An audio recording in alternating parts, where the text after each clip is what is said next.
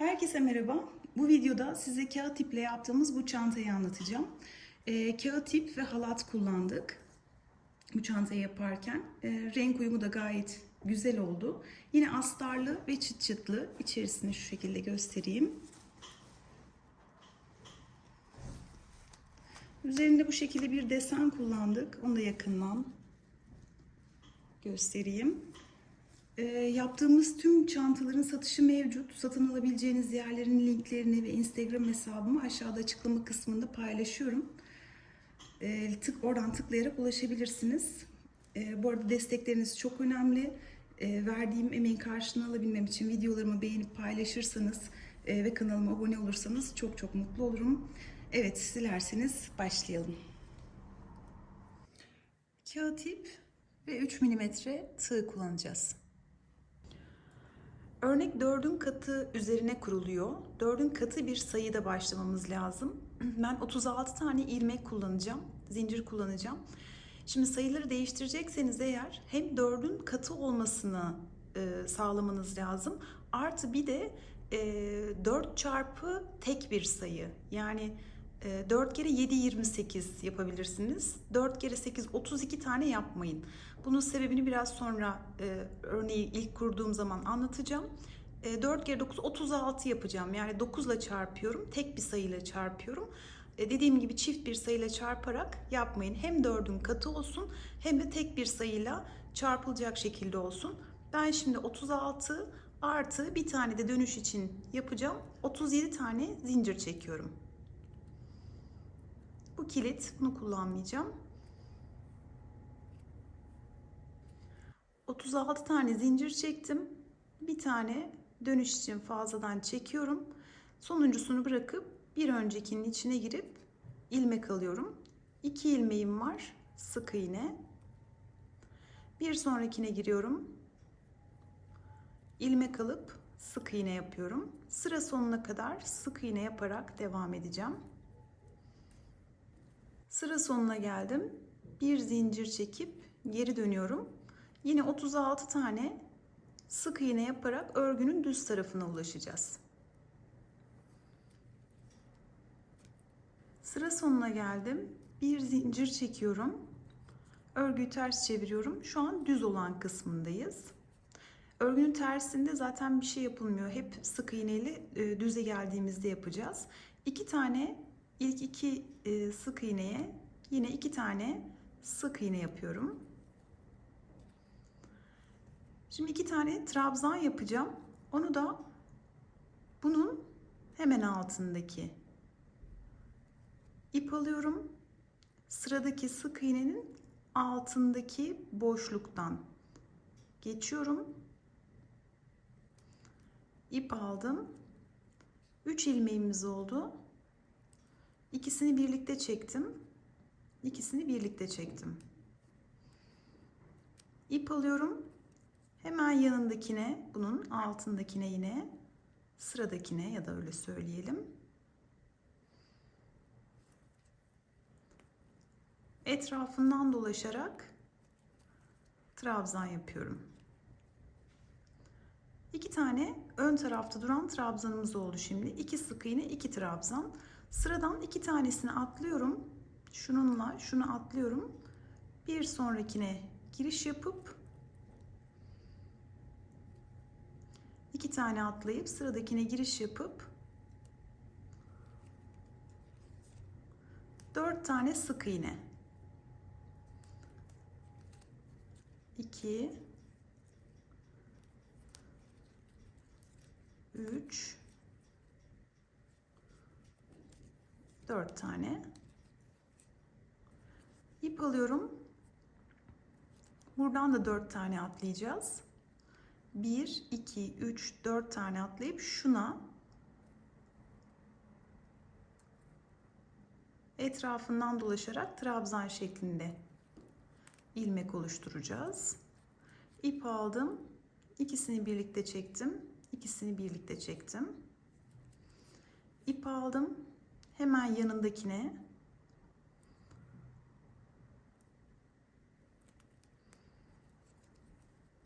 trabzan yapıyorum. Toplam 4 tane yapacağım.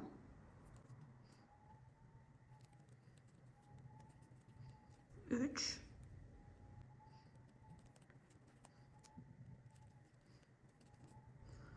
4 tane trabzan oluşturdum. Başlangıçta 2 tane, ortalar 4 tane, sonda 2 tane daha yapacağım. Zaten tekle değil, çiftle değil, tekle çarpın dememin sebebi buydu. Ortalarda 4 tane kalabilmesi için. Çiftle çarparsanız eğer sonunda 4 tane kalacaktır. O da iki kenarın eşit olmamasına sebep olacaktır. O yüzden 9 ile çarptık. Bu şekilde 4 tane buradan sık iğne atlıyorum. 1, 2, 3, 4. Beşincisinin içine girip ilmek alıyorum. 4 tane sık iğne yapıyorum.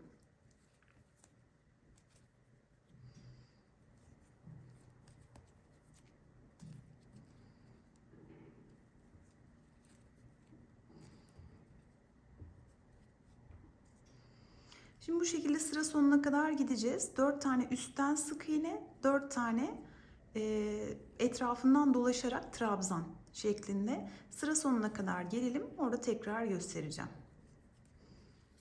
Sıra sonuna geldim. Bu dörtlü gruptan sonra 4 tane sık iğne yaptım. 1, 2, 3, 4 tane atlayıp şuna ikili trabzan yapıyorum.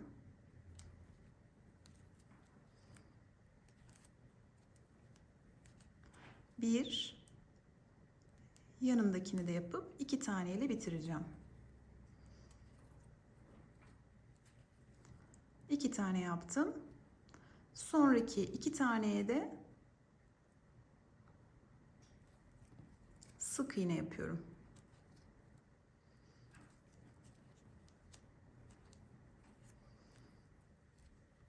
Kaç tane olduğunu söyleyeyim. 2 trabzanla başladık. 1, 2, 3 tane dörtlü grubumuz oldu. 2 trabzanla da bitirdik. Bir zincir çektim. Arkasını çeviriyorum. Bir sıra sık iğne yapıyorum. Her bir noktaya bir tane sık iğne yaparak sırayı tamamlayacağım. Sıra sonuna geldim. Bir zincir çekiyorum. Örgüyü ters çeviriyorum. Bu sırada üstü duranları yine üstten trabzan yapacağız. Diğerlerini normal sık iğne yapacağız. Zaten 2 tane sık iğne ile başlamıştık. Onları örüyorum. İp alıyorum. Trabzanların üzerine trabzan yapacağım. Sağından girip solundan çıktım. İp aldım. İkili trabzan yaptım. İp aldım. Bir sonrakini sağından girip solundan çıkıyorum. İp çekip ikili trabzan yapıyorum. Arada 4 tane, şuradan yine kontrol edebilirsiniz. 2 tane atlayıp üçüncüsüne sık iğne yapıyorum. 4 tane olacak aralarda.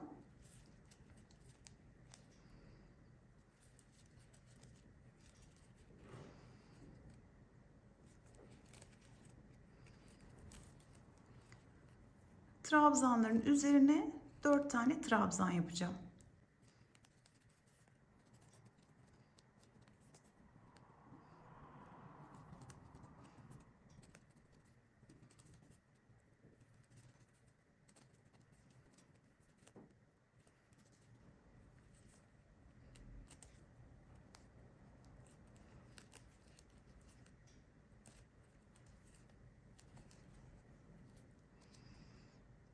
Bu şekilde sıra sonuna kadar devam edelim.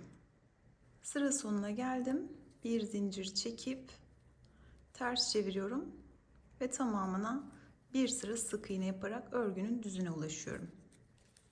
Örgünün düz tarafına geldim. Şimdi buradaki 2 tane ile şuradaki 2 taneyi birbirine doğru yaklaştıracağız. Şu 2 tane ile de sondaki 2 tane ile de şuradaki 2 tanesini birbirine yaklaştıracağız.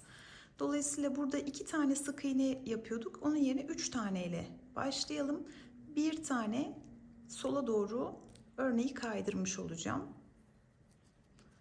2, Normalde 2 tane yapıyorduk. Bir tane daha yapıyorum. 3. İp aldım. Yine aynı şekilde sağından girip solundan çıkarak trabzan yapıyorum.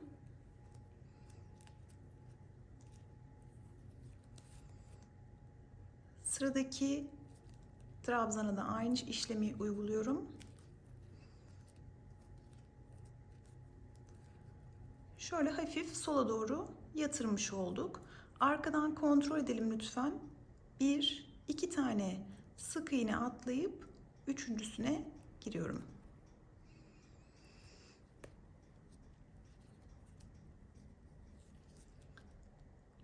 Bir, iki tane sık iğne yaptım.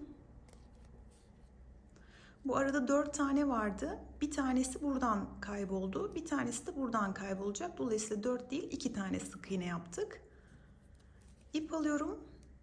Trabzanın etrafından dolaşarak trabzan yapıyorum. İp aldım. Sıradakine girdim.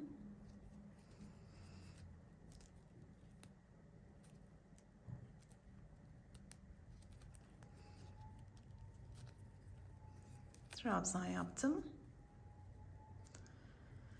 Buradakiler bu tarafa doğru bir tane kaymış oldu. Bu ikisi de bu tarafa doğru bir tane kaymış oldu. 1, 2 tane atlıyorum. Üçüncüsüne girip 2 tane sık iğne yapıyorum. 3, 2, 2. İp aldım. Bu dörtlünün sondaki 2 tanesini kullanacağız. Birincisine girdim.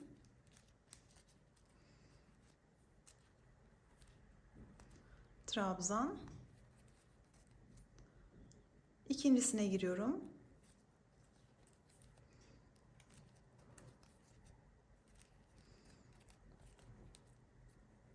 Trabzan. 3 sık iğne, 2 tane trabzan, 2 sık iğne, 2 trabzan, 2 sık iğne, 2 trabzan. Bu şekilde sıra sonuna kadar devam edeceğiz. Sıra sonuna geldim. En baştaki sola doğru yattı. Diğerlerinde aralarında hep 2 tane sık iğne var her birinin arasında. En sona geldiğinizde de zaten 2 taneyi atladığınızda 3 tane burada sık iğne kalmış olması gerekiyor. Başlangıçta yaptığımız gibi 3 sık iğne ile başlayıp 3 sık iğne ile de sırayı tamamlıyoruz. Zincir çekip bir sıra sık iğne yaparak örgünün düzüne geliyorum. Sıra başına geldim. Burada 3 sık iğne yapmıştık. Şimdi 4 tane yapıyoruz. 1 2 3 4 tane sık iğne yaptım. 2 tane trabzan yapıyorum. Yine etrafından dolaşarak.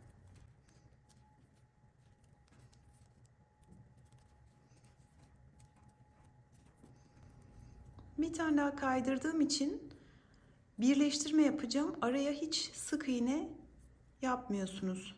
İp aldım. Hemen bir sonraki trabzanın etrafından dönerek 2 tane trabzan yapıyorum. Bir sonrakine girdim.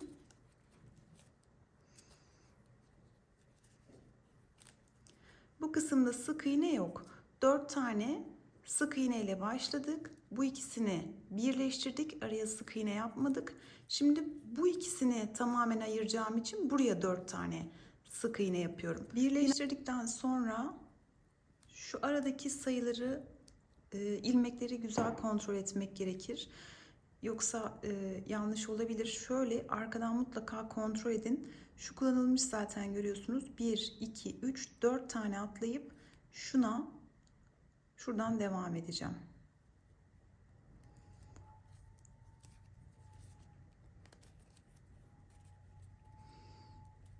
Dört tane sık iğne yapıyorum.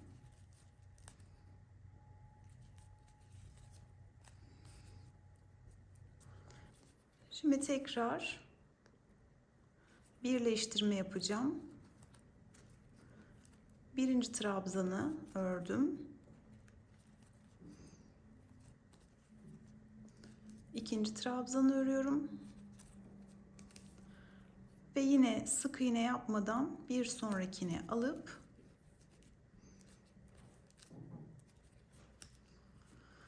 dört tane trabzanı bir araya getirmiş oluyorum.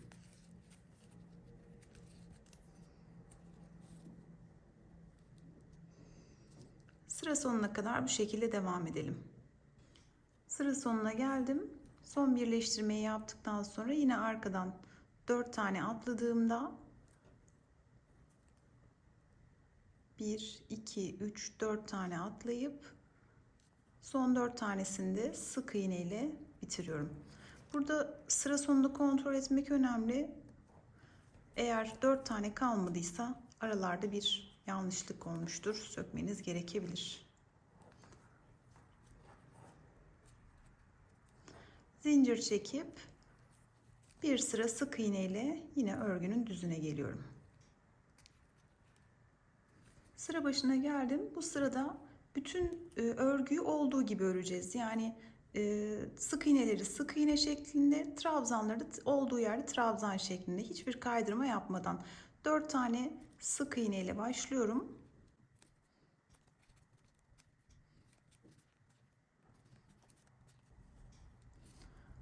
Trabzana geldiğim için trabzanın etrafından yine trabzan yapıyorum.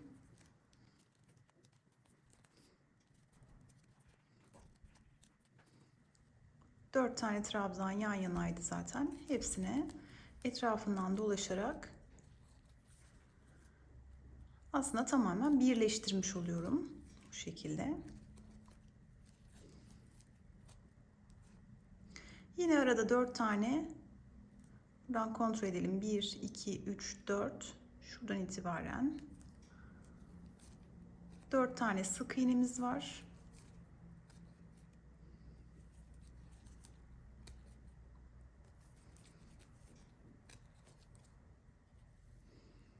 Bu şekilde sıra sonuna kadar geleceğiz.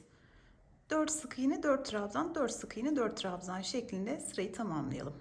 4 tane sık iğne ile bitirdim sırayı. Zincir çekip yine arka tarafını bir sıra sık iğne yapıp örgünün düzüne geliyorum.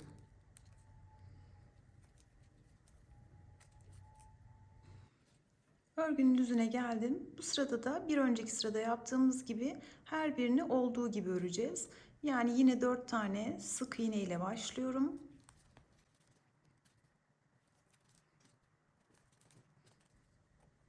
Dört sık iğne, 4 tane trabzan.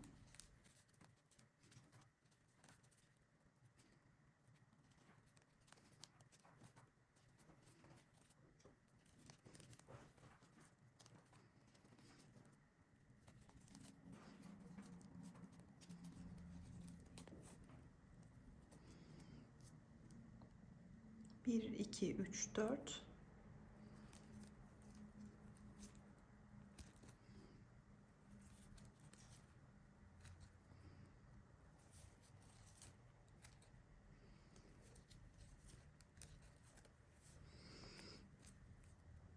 Dört sık iğne, 4 trabzan şeklinde sırayı tamamlayacağız. Sıra başına geldim. Şimdi şu sırada ilk kez bir araya gelmişti. İki tane ikili grup. Bir üst sırayı düz ördük. Bir üst sırayı da düz ördük. Şimdi tekrar ayırmaya başlayacağız. Yani aslında şurada yaptığımız işlemin aynısını yapacağız. Dolayısıyla 4 değil 3 tane sık iğne ile başlıyorum.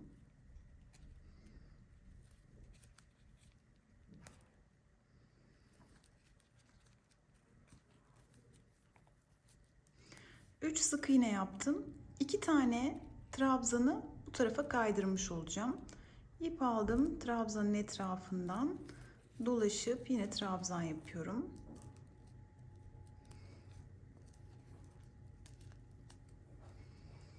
Bir sonrakine de trabzan yapıyorum.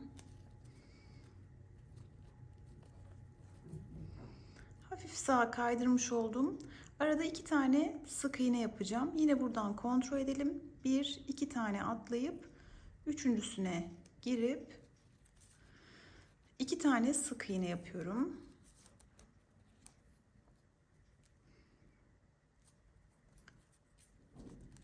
İp aldım. Sonraki 2 tane trabzanı da sola kaydırmış olacağım.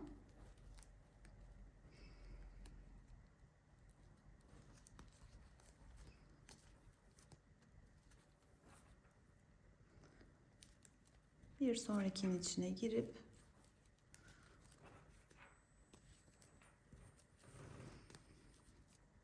bu şekilde hafif ayırdım. Yani buradaki yaptığımız işlemin aynısını yapıyoruz. 3 sık iğne, 2 trabzan, 2 sık iğne, 2 trabzan, 2 sık iğne yapacağım şimdi tekrar.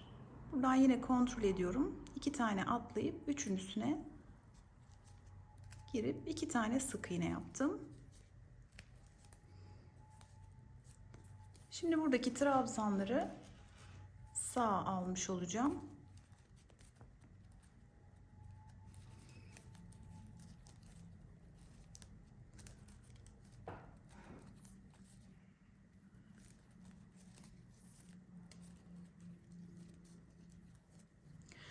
Sıra sonuna kadar bu şekilde devam edelim. 3 sık iğne, 2 trabzan, 2 sık iğne, 2 trabzan, 2 sık iğne, 2 trabzan şeklinde sırayı tamamlayalım. Sıra sonuna geldim. Başlangıçta yaptığımız gibi buradaki gibi 3 tane sık iğne ile bitireceğiz. 2 tane atlıyorum. 1 2 3 tane sık iğne ile bitiriyorum. Zincir çekip bir sıra sık iğne ile örgünün başına tekrar geleceğim. Örgünün başına geldim. 3 tane sık iğne yapıyordum. Şimdi 2 tane yapacağım ki motif tekrar sağa kayabilsin diye. 2 tane sık iğne yapıp 2 tane trabzan yapıyorum.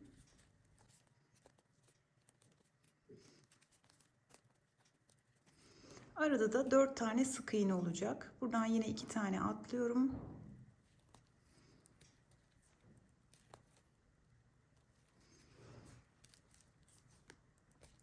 2 3 4 tane ve tekrar 2 tane trabzan yapıyorum.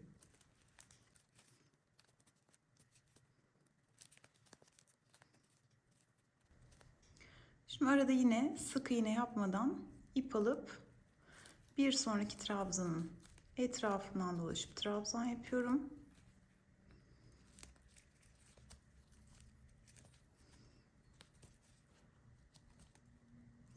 İki sık iğne, 2 trabzan, 4 sık iğne, 4 trabzan, 4 sık iğne, 4 trabzan şeklinde sıra sonuna kadar devam edeceğiz.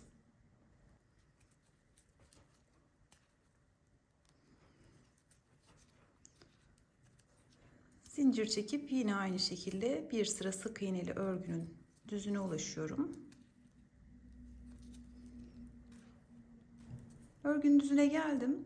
Bu aşamadan sonra işlemler sürekli olarak tekrarlayacak. Şu anda ilk birleştirmeyi yaptığımız için mesela 2 sıra her şeyi olduğu gibi öreceğiz. Yani 2 sık iğne, 2 tane trabzan, 4 sık iğne, 4 trabzan her şeyi olduğu gibi öreceğiz. Ve örgüye bu şekilde devam edeceğiz. Tekrarlayarak basamakları. Bitirdiğim zaman kaç santimetre uzunluğunda ördüğümü sizinle paylaşacağım. Parça oldukça uzun bir parça oldu. Motif olarak söyleyeceğim. 1, 2, 3, 4, 5, 6, 7 tane motif var. Başladığımız gibi bitirdik. Burada 4 şekilde başlamıştık. O şekilde de bitirdik. Şimdi sık iğne sayısını da yaptıktan sonra söyleyeceğim. Etrafından sık iğne geçeceğiz. Yapıyoruz diyorum çünkü ben anlattıktan sonra belli bir kısmını, asıl yorucu olan kısmını annem örüyor. Buradan da bu vesileyle anneme çok teşekkür ediyorum bana yardımcı olduğu için. Şimdi bu parçanın bir köşesinden başlayarak bu dağınık görünen kenarları bir toparlayacağız. Sık iğne yapacağız. Düz tarafından köşeden bir ilmek çıkartıyorum öncelikle.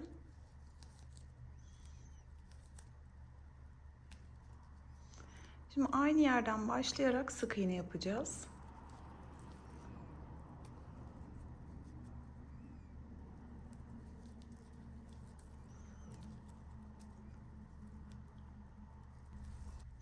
Bu şekilde bütün parçayı şu sonuna kadar gelip sık iğne sayımızı öğrenelim.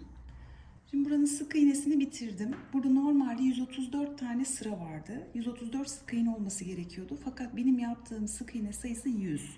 34 tane azalttım. Bunu da çok belirli bir plan dahilinde yapmadığım için gösteremedim. Aralarda sadece boşluk atladım. O şekilde azaltma yaptım. Bunun sebebi de şu. Örgü fark ettiyseniz burada bir kastırma yapıyor model. Dolayısıyla hepsine tek yaptığınızda bu kenarlar bu şekilde dalga dalga oluyordu. Onun daha düz durabilmesi için burada sık iğne sayısını azalttım ve 100 yaptım. Şimdi karşı tarafa da aynı şekilde buradan başlayarak 100 tane sık iğne oluşturacağım. Şimdi kenar parçası için şöyle bir hesaplama yapıyorum. 100 tane ilmek var bu kenarda. Kenar parçasının kalınlığını 30 ilmek yapacağız. Yani 70 tane ilmek fazla kalıyor. 70'i de 2'ye bölüyorum, 35. Şimdi bu köşelerden itibaren buradan 35 tane sayacağım. Buradan da 35 tane sayıp işaretleyeceğim. Kenar parça için 31 tane zincir çekiyorum. Son zinciri bırakıp bir önceki zincirden girip sık iğne yapmaya başlıyorum.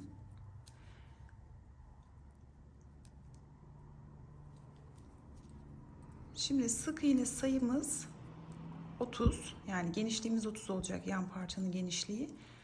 Yüksekliğini de 35'e göre ayarlayacağız ama yukarıya doğru daralacak. Parça dikdörtgen ya da kare bir şey olmayacak. Dolayısıyla buradan, yani bu şekilde sık iğne, düz sık iğne yapmaya 23 sıra öncelikle devam edeceğiz. 23 sıra 30 sık iğne yapıp, yani gidip gelerek sıra tamamlayıp 23 sırayı tamamlayıp geliyorum. 23 sıra düz sık iğne yaptım. Örgünün düzündeyim şu anda. Bu solda olduğu için örgünün düzündeyim. Şimdi ters döneceğim ve azaltma yapacağız. Örgüyü çeviriyorum. Bir baştan bir sondan 2 tane azaltma yapacağız. Yani 28'e düşecek sık iğnemiz. İlkine giriyorum, ilmek aldım. İkincisine girdim, ilmek aldım. 3 ilmeğim var. Tek seferde çekiyorum. Bu şekilde 2 taneyi bir taneye düşürmüş olduk. Sıra sonuna kadar örelim. Sıra sonuna geldim. Son 2 ilmeği de beraber alacağım.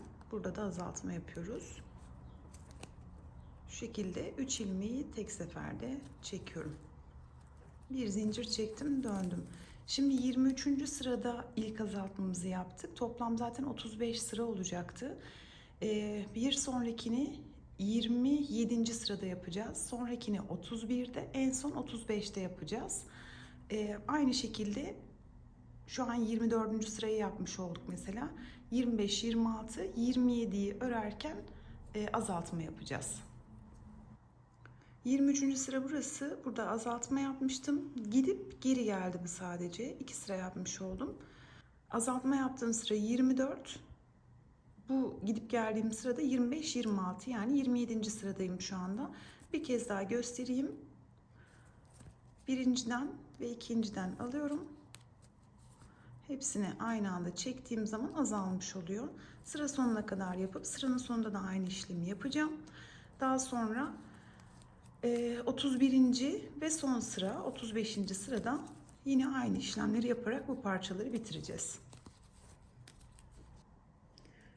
35 sırayı tamamladım. Şurayı tekrar söylemek istiyorum. 24. sıra, 27. sıra, 31. sıra ve son sırada 35. sırada azaltma yaptım. Toplam 8 tane azaltmış olduk. Şu anda buradaki sık iğne sayımız 22. Aşağıda 30 ile başlamıştık. Yükseklikte 35 sık iğne, 35 sıra. Şimdi 35 tane sık iğne yapacağız buradan. Bitirdiğimiz yerden başlayarak şurası 1, şunlar 2 olacak şekilde her sıraya bir tane sık iğne yaparak 35 tane burada sık iğne elde edeceğiz.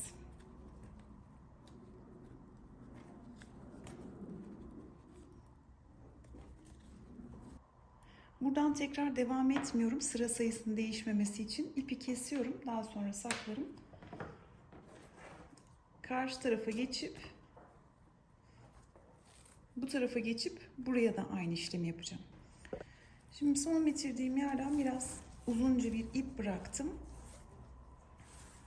Bu ipe bir iğne takacağım.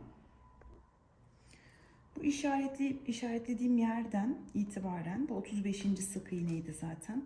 Buradan buraya birleştirme yapacağız. Araya da halat yerleştireceğiz. Şimdi halat dışarıda birazcık şöyle duracak. Dolayısıyla buradan birleştirmeyi yapıyorum. Yani üzerinden bir kere geçtim. Şunu da hatta biraz dışarıda bırakayım. Ortada kalsın burası. Şöyle yaptıktan sonra aynı yerden bir kez daha geçtim. Sık iğnelerin birbirinin karşısına geldiğine emin olun. Yani buradan bir sık iğneden girdim. Karşıdan da ikinci sık iğneden geçiyorum. Birleştirmeyi o şekilde yapın. Kayma olursa çünkü sık iğneler denk gelmez. Çirkin olur.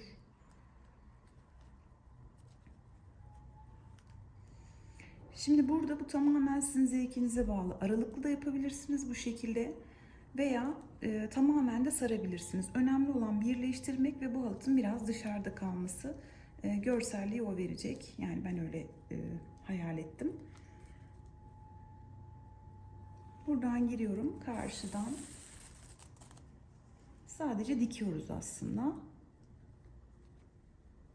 Böyle bir birleştirme olacak. Birazcık yapayım. Tekrar göstereyim size. Şimdi başladığım yerden bu uzun kenarını yaptım. Bunun duruşunu göstereyim. Şöyle olacak.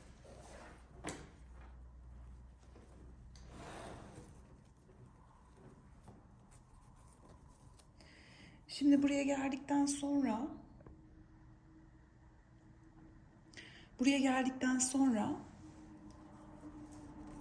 burada bir pay bırakacağız. Bu uzunluğu ne kadar istiyorsanız, bu sapı ne kadar istiyorsanız o kadar bir parça bırakıp bu şekilde buradan devam edeceksiniz. Bu şekilde diğer parçanın kenarından, yani şöyle kaldığını varsayalım. Diğer parçayı bu şekilde buraya yerleştirip daha sonra altından buradan devam edip yukarıya doğru çıkacağız. Hangi sırayla yaptığımı parça parça göstereyim. Şuradan başlamıştık. Biliyorsunuz tabanlar şuradan başladık. Bu şekilde geldik. Bir sap bıraktık. Aşağıya doğru devam ettim diğer parçayla. Şimdi bunu taban kısmını birleştireceğim. Şu şekilde.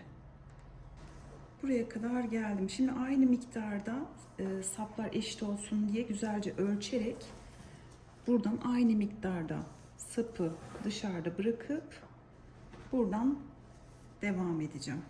Yani şöyle, bunu göstermek biraz zor. Buradan sap bırakacağım aynı şekilde ve şuradan itibaren devam edeceğim. Zaten buradan gelip şu ortada da birleştirerek bitireceğiz.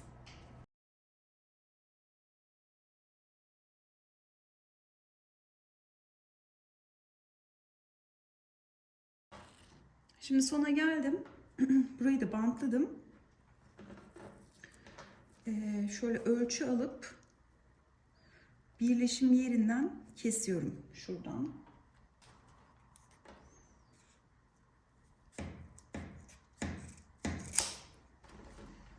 Bu iki parçayı da birbirine bantlıyorum.